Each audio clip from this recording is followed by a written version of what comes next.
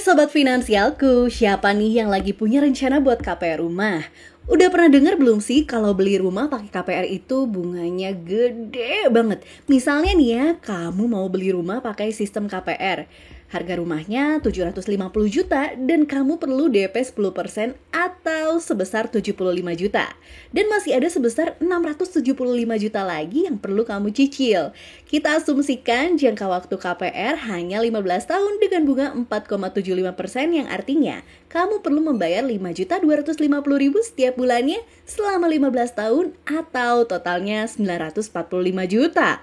Wow, dari total pinjaman 675 juta, kamu jadi perlu membayar 945 juta karena ada total bunga sebesar 270 juta yang harus dibayarkan.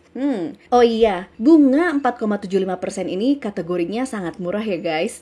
Biasanya bunga KPR bisa lebih besar lagi. Dan ada juga tuh yang bunganya naik terus tuh tiap tahunnya. Iya, kalau mau KPR coba dicek-cek lagi ya. Tapi walaupun angka ini relatif besar, ada beberapa kelebihan dari membeli rumah dengan sistem KPR ini yang bisa kamu pertimbangkan juga. Jadi nggak semuanya negatif nih guys. Memangnya apa aja di positifnya Minku?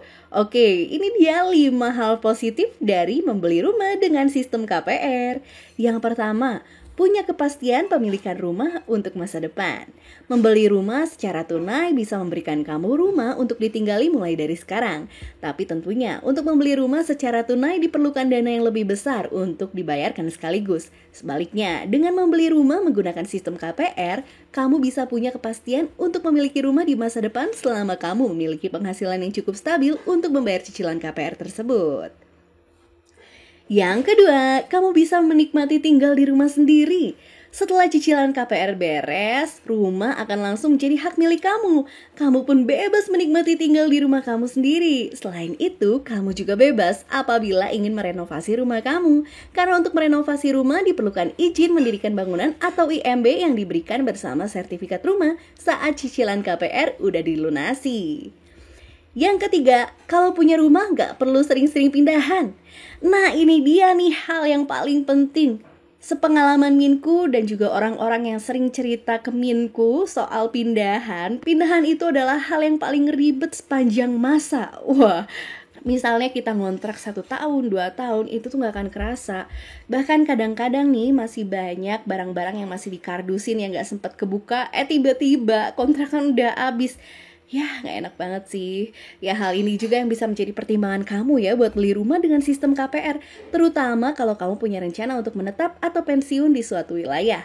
Menariknya lagi, kamu bisa langsung menempati rumah begitu ajuan KPR kamu disetujui oleh bank. Gak harus lunas dulu buat nempatinnya nih, sobat finansialku. Enak kan?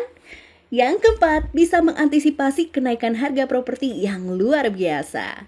Kenaikan gaji karyawan biasanya berkisar 10% per tahun, sedangkan harga rumah dan properti bisa mengalami kenaikan harga lebih dari itu. Mulai dari 15-40% per tahun dari harga awalnya, tergantung lokasinya. Membeli rumah dengan sistem KPR bisa menghindari kamu dari fluktuasi harga tersebut, karena bunga cicilan yang dibayarkan akan mengikuti suku bunga acuan yang ditetapkan oleh pemerintah.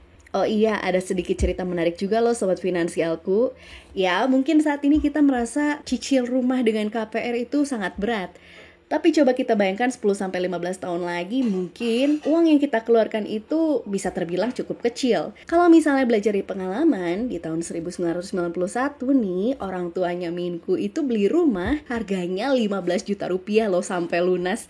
Ya, kalau sekarang dijual itu harganya sekitar bisa 800 jutaan. Cicilannya waktu itu hanya 150.000 per bulan beserta bunganya. Wow, 150.000 per bulan.